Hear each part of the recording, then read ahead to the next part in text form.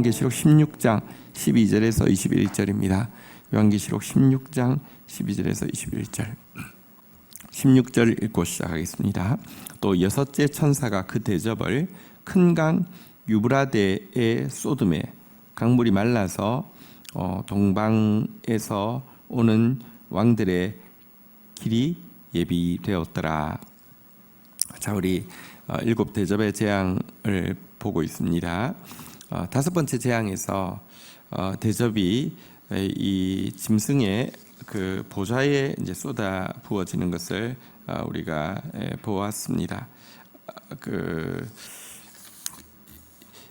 그러자 이제 그 짐승의 보좌에 이제 그 쏟아진 이 재앙으로 말미암아 이 악한 자가요. 여기 보니까 이제 큰 강 유브라데 강물이 이제 마르게 되고 동방의 왕들이 이제 이 가나안 땅으로 오는 길이 열렸다 이렇게 지금 이야기하고 있는데요.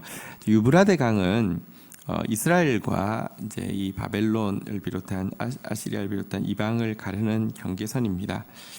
이 이스라엘을 신약적인 개념으로 이야기하면 이제 교회가 되겠죠. 교회와 세상을 가르는 유브라데 건너편에 이제 바벨론이 있지 않습니까? 세상을 가르는 기준인데요. 다섯 번째 재앙에서 이제 그 짐승의 보좌가 상하자 이 짐승이 이 짐승이 또 상징하는 세상의 권세가 교회 안으로 이제 들어올 수 있는 경계선이 허물어졌다 이런 의미를 가지고 있습니다. 마지막 때가 되어지면 교회와 세상을 구분하는 경계선이 허물어지고 세상이 교회 안으로 급격히 밀려올 것에 대한 상징입니다.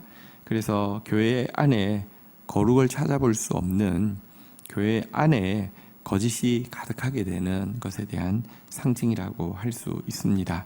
자, 13절, 14절 교독하겠습니다.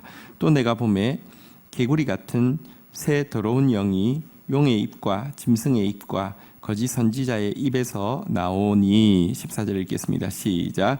그들은 귀신의 영이라 이적을 행하러 온 천하 왕들에게 가서 하나님 곧 전능하신 이의 큰 날에 있을 전쟁을 위하여 그들을 모으더라. 자, 유브라데 강이 이제 사라지고 이 세상이 교회 안으로 들어오고요.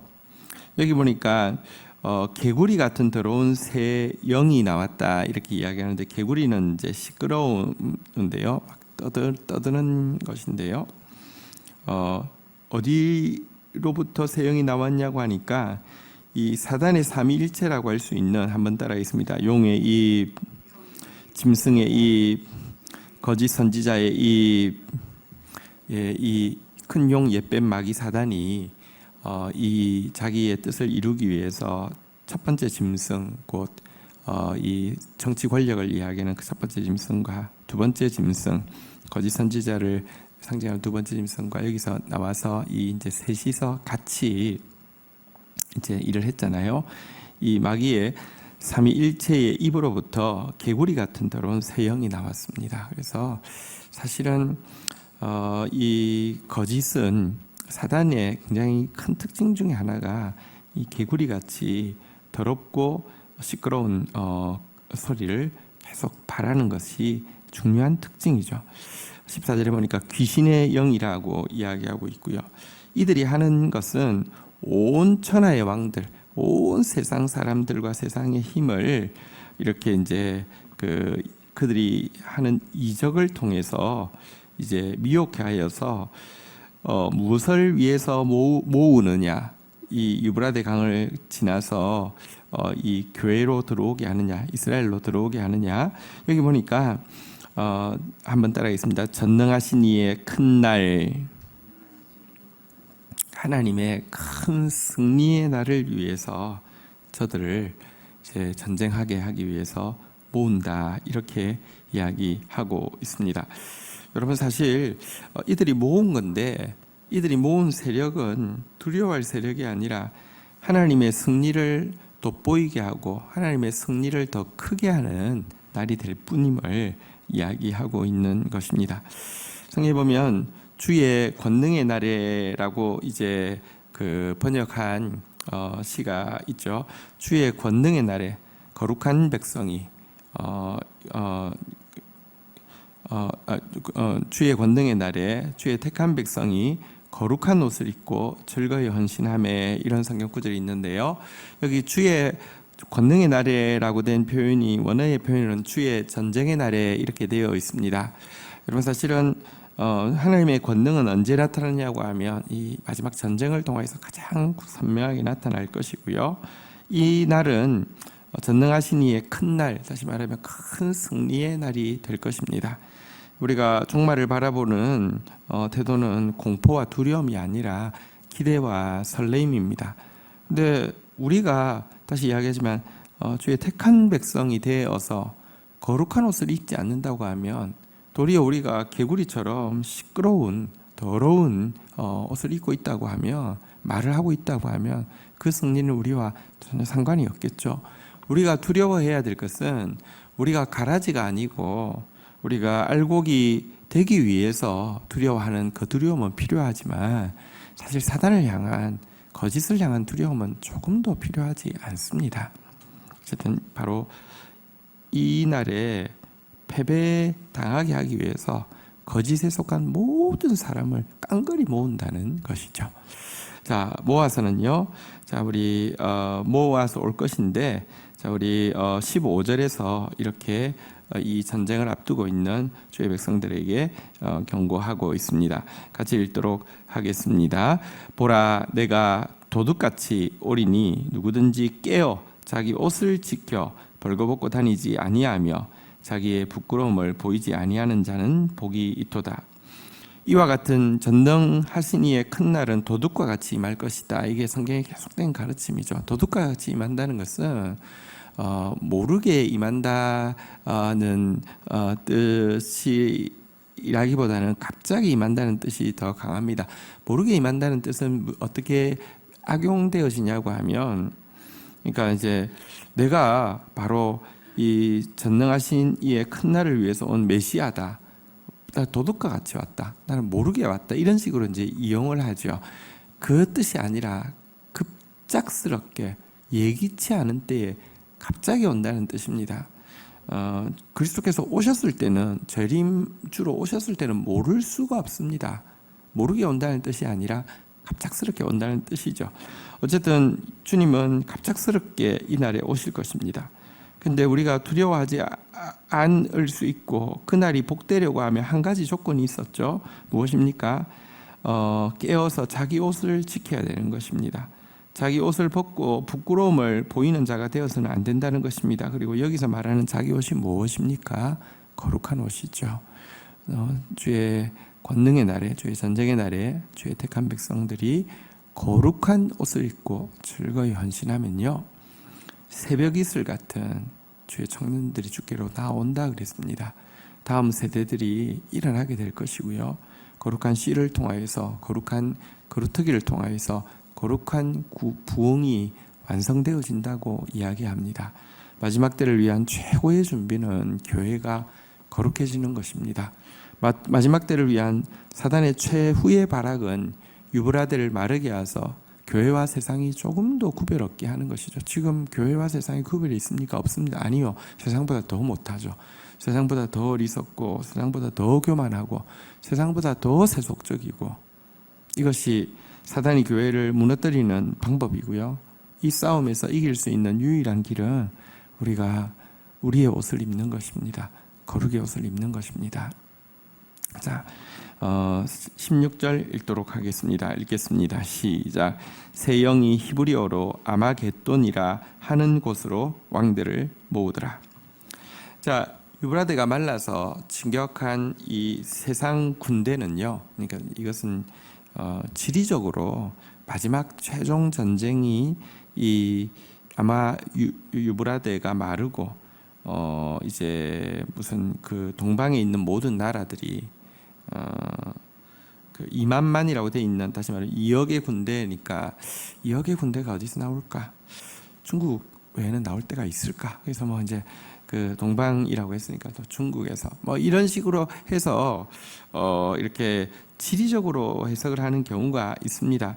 근데 현실적으로 중국 군대 다 끌어모아도 2억이 안 됩니다. 전 세계에 있는 군대를 다 끌어모아도 2억이 안 됩니다.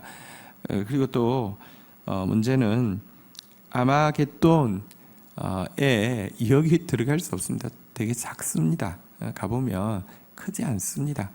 근데 왜 아마겟돈에 여기 모은다고 했느냐? 어쨌든 이것은 이제 교회를 상징하는 것이고 또 이제 영적 전쟁을 상징하는 것인데요. 이 아마겟돈에 모은다고 한 이유가 있습니다. 아마겟돈은 정확하게는 무깃도 산이라는 뜻인데 무깃도에는 산은 없습니다. 그냥 뭐 이제 언덕이라고 하기에도 그런 그냥 구릉 정도가 있는 평지입니다. 이 무깃도 산이라고 하는 것이 아마겟돈인데요.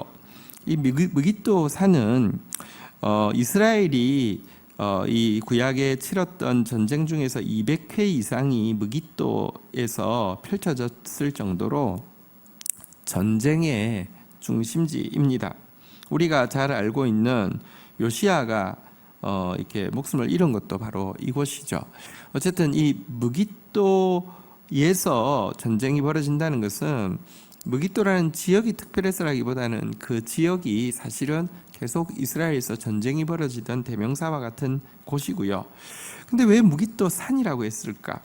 사실 무깃도 평원에서 가장 가까운 산은 여러분이 아는 갈멜산입니다. 그래서 이제 무깃도에 들렀다가 그 다음 코스가 갈멜산으로 보통 가게 됩니다. 그래서 이 무깃도 산이라는 것은 또 갈멜산을 또 상징할 수도 있습니다. 갈멜산이 어떤 곳인지 잘 아시죠? 거짓 선지자들을 다 모았습니다. 이 바알 아세라 선지자를 다 모았는데 갈멜산에서 대결을 하고는 다 목베임을 당해서 죽임 당한 곳이 갈멜산이지 않습니까? 그래서 그들이 아마겟돈에 이제 다 모은다는 것은요, 이제 영적 전쟁이 벌어진다는 뜻이고 갈멜산에서 목베임을 당해서 죽임을 당한다 이런 뜻을 가지고 있는 것입니다. 전쟁의 결과는 이미 결정되어 있습니다. 문제는 이 거룩한 전쟁에 거룩한 편에 서서 이 엘리야가 외쳤죠. 하나님을 택하든지 바알을 택하든지 선택하라. 언제까지 둘 사이에서 머뭇거리겠느냐. 전쟁의 결과는 이미 결정나 있고요. 우리가 하나님 편에 속하느냐 세상의 편에 속하느냐의 차이만 남아 있고요. 거룩의 옷을 입느냐 거룩의 옷을 벗고 벌거벗은 세속의 모습을 가지느냐 이것의 차이만 있다는 것입니다. 자, 이제 7번째 마지막 대접을 보도록 하겠습니다. 17절입니다. 17절 읽겠습니다. 7째 천사가 그 대접을 공중에 쏟음에 큰 음성이 성전에서 보좌로부터 나서 이르되 되었다 하시니. 자, 한번 다시 리뷰해 보겠습니다. 5번째는 이 짐승의 보좌에 쏟아졌죠. 짐승은 이렇게 이제 사단의 하수인 역할을 하는 정치 권력이었죠. 자, 그리고 나자 이제 이 마지막 무깃도 산에서 펼쳐지는 아마겟돈 전쟁이 일어나는 모습이 6번째 재앙이었고요. 이제 7번째 마지막 재앙은요, 대접을 어디에 쏟아부었습니까? 공중이라고 돼 있죠. 이 공중은 사실은 용이 이렇게 지배하고 있는 용의 이제 처소라고 할 수 있습니다. 그래서 사단을 공중권세 잡은 자라고 이야기하는 바가 그런 것입니다. 여기서 이제 공중이라는 것이 그러면 세상과 이 대기권 밖을 나누는 이 하늘에 있는 어떤 공간이냐 그런 뜻은 아닙니다. 사단이 세력을 행사하고 있는 모든 영역을 공중이라고 합니다. 예수 그리스도의 재림이 공중에 재림하신다라는 표현이 있는데요. 공중에 재림하신다는 것은 사단이 다스리고 있는 영역에 이제 주의 나라가 임재한다는 뜻이지, 지상에 오기 전에 공중에 잠시 머물렀다가 온다. 그래서 두 번에 걸쳐 가지고 예수 그리스도의 이제 재림이 이중 이렇게 재림으로 이루어진다 이런 뜻이 전혀 아닙니다. 어쨌든 사단이 통치하는 모든 영역을 공중이라고 하는데요. 이제 이 모든 영역에 용이 지배하는 모든 영역에 이 이제 재앙이 이제 대접이 쏟아지게 되고요. 그러자 하나님의 선언이 나타나고 있습니다. 한번 따라하겠습니다. 되었다. 되었다라는 말은 이루었다, 다 이루었다 이런 뜻과도 일맥상통한다고 할 수 있겠습니다. 이제 되었다는 것입니다. 무엇이 되었습니까? 사단을 향한 심판과 세상을 향한 재창조의 역사가 이제 되었다는 것입니다. 완성되었다는 것입니다. 이루어졌다는 것입니다. 이 하나님의 되었다라는 선언 앞에서요 18절 화답하는 소리들이 나오고 있습니다. 같이 읽겠습니다. 시작. 번개와 음성들과 우레소리가 있고 또 큰 지진이 있어 얼마나 큰지 사람이 땅에 있어 온 이래로 이같이 큰 지진이 없었더라. 되었다라는 하나님의 선언 앞에서 어떤 일이 일어났습니까? 번개, 음성, 우레소리가 이제 그 화답하면서 이 공중을 향해서 쏟아집니다. 이 세상을 향해서 쏟아집니다. 큰 지진이 이제 있었습니다. 이 지진이 얼마나 크든지 인류 역사상 있었던 어떤 이전 지진과 비교할 수 없는 지진이 있었는데요. 이 큰 지진은 과거에 죄악된 세상과 만국을 진동시키고 이제 더 이상 진동하지 않을 하나님 나라가 완성되어짐을 알리는 축복과 같은 이런 큰 지진이 이루어지는 것입니다. 이 지진 앞에서 무엇이 무너집니까? 19절 읽도록 하겠습니다. 읽겠습니다. 시작. 큰 성이 세 갈래로 갈라지고 만국의 성들도 무너지니 큰 성 바벨론이 하나님 앞에 기억하신 바 되어 그의 맹렬한 진노의 포도주 잔을 받음에. 이 지진이 무너뜨린 것은 여기 큰 성이고요. 또 이 큰 성에는 이거 큰 성 한 개만 있는 게 아니라 만국의 성들 전체가 이제 무너지는 것인데요. 이 공중, 다시 말하면 사단의 영역에 있는 모든 것들이 다 무너지는 것인데요.